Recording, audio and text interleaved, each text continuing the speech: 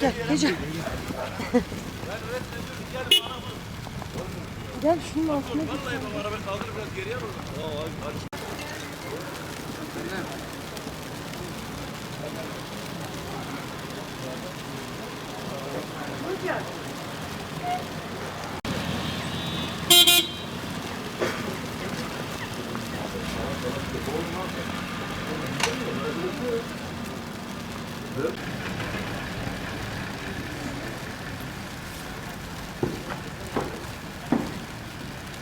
Her delikanlının görüşü var.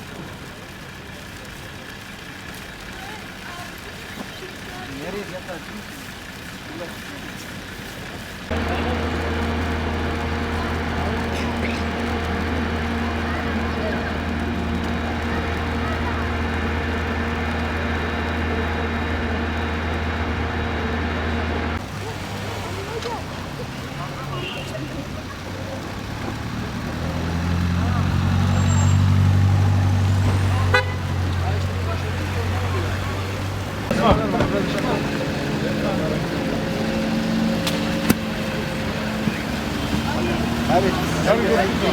Görüşürüz. Kendinize iyi bakın. Yarın sağ selamet gelin ha.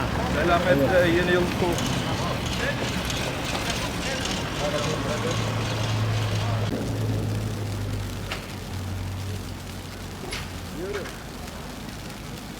Yöre biliyor musun? Yöre.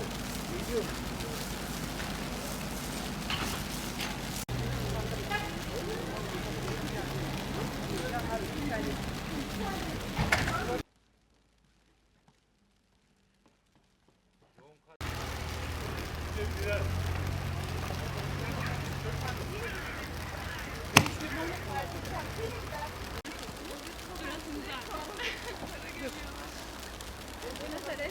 Sağ ol, poz veremiyoruz ya.